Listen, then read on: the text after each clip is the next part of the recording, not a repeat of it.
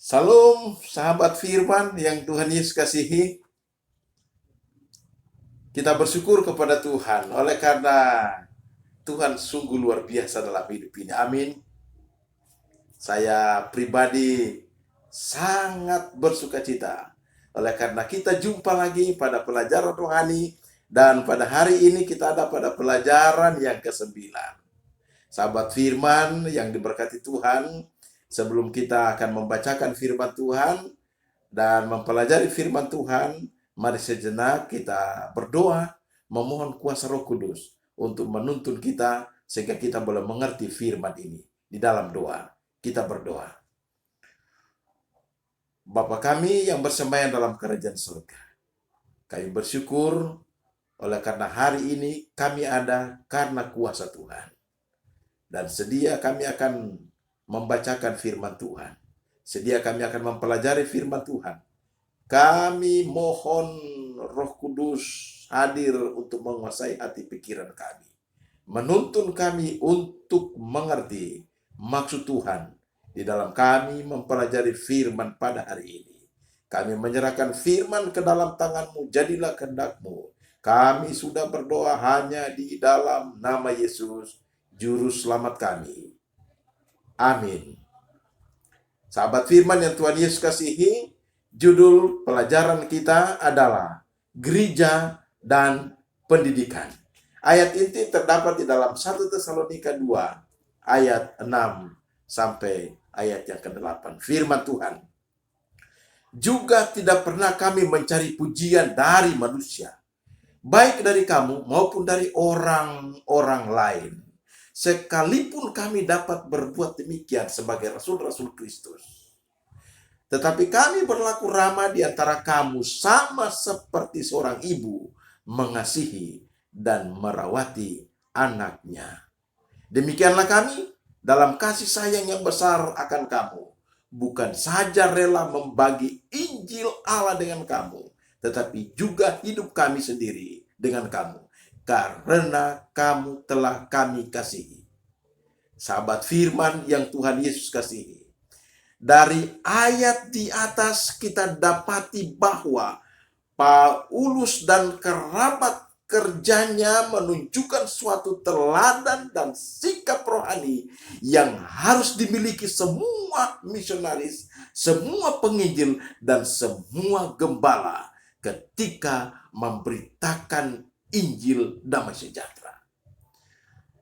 Sebagai misionaris, saudara-saudara, kita harus memiliki sikap lemah lembut dan memelihara dengan pengorbanan besar. Dan seorang misionaris berusaha khusus untuk mengasihi, untuk melindungi dan memenuhi keperluan rohani orang-orang yang rindu untuk menerima, rindu untuk mempelajari akan firman Tuhan. Dan kelemah lembutan menunjukkan bahwa mereka bertindak sebagai seorang yang penuh dengan kerendahan dan tidak menganggap sok penting di dalam melayani Tuhan. Sahabat firman yang Tuhan Yesus kasihi, para misionaris memiliki kerinduan dan kasih yang begitu besar bagi orang-orang Tesalonika, sehingga mereka rela membagi hidup mereka dengan jemaat Tuhan yang mereka kasihi. Di dalam 1 Tesalonika 2 ayat 8, mereka mengabdikan banyak waktu, bahkan sampai kelelahan, supaya dapat memberitakan Injil, dan mereka hidup kudus dan tidak bercacat di hadapan jemaat itu, sambil menasihati dan menguatkan hati orang-orang percaya seperti seorang bapa. Di dalam 1 Tesalonika 2 ayat 9 sampai ayat yang ke-12. Sahabat firman yang Tuhan Yesus kasihi, dalam ayat 8 kita dapati pernyataan rohani bahwa kasih sayang yang besar. Kata ini dipakai di sini saja di dalam perjanjian baru. Berarti rasa kasih sayang dan kerinduan yang hangat seperti seorang ibu, dan para rasul dengan rela sangat senang berbagi hidup mereka dengan kasih kepada umat Tuhan. Di dalam 1 Yohanes pasal 3 ayat yang ke-16. Sahabat firman yang Tuhan Yesus kasihi, dari pelajaran yang kita pelajari pada hari ini, apa hubungan gereja dan pendidikan? Maka kita akan dapati, sahabat firman, kita lihat bahwa hubungan gereja dan pendidikan sangat berkaitan satu dengan yang lain. Karena gereja adalah tempat berkumpul umat-umat untuk berbakti kepada Tuhan dan mendapat pengajaran dari kitab suci. Dan mereka rindu mengetahui kehendak Tuhan dalam hidup mereka. Dan di sini mereka dapat sungguh-sungguh mengerti lebih jelas mengenai Tuhan dan kasih sayangnya bagi manusia, bagi saudara dan saya. Sahabat firman yang Tuhan Yesus kasihi, pendidikan Kristen yang sejati tidak ada yang lain selain kita harus berada di atas kelemahan dan kejahatan manusia, serta melihat orang lain sebagaimana Kristus melihat mereka, yang kepada mereka ia telah mati atas dosa-dosa, dan ia telah membayar lunas manusia dengan darahnya di atas kayu salib. Apabila kita meninggikan salib, maka sahabat firman yang Tuhan Yesus kasihi, kita akan melihat nilai dan harga setiap manusia. Dan pendidikan Kristen yang benar harus memasukkan ajaran ini. Dan ingat sahabat firman, bila tidak kita memasukkan ajaran ini, maka nama Kristen tidak ada artinya di dalam hidup ini. Mari kita lihat dalam firman Tuhan dalam Matius pasal 5 ayat 14 sampai 16. Apa yang harus kita hidupkan sebagai orang-orang Kristen? Sebagai orang Kristen, sahabat firman, Yesus memintakan kepada kita untuk hidup sebagai anak-anak terang.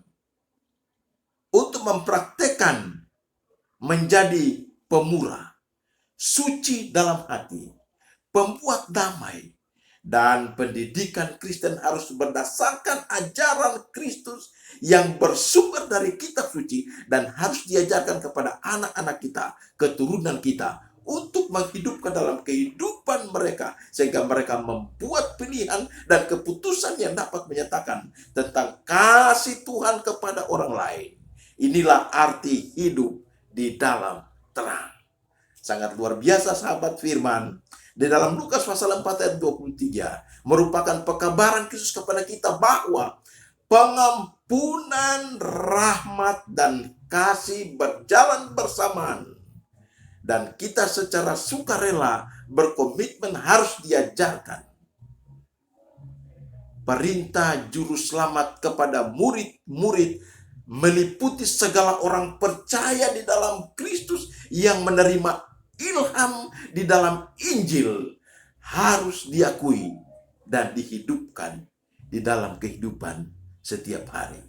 Sahabat firman yang Tuhan Yesus kasihi, karena semua orang menerima hidup Kristus dan ditentukan untuk bekerja bagi keselamatan sesamanya manusia.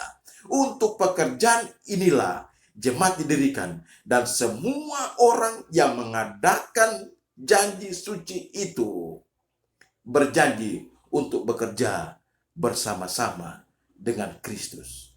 Di dalam Alfa dan Omega jilid 6 halaman 477.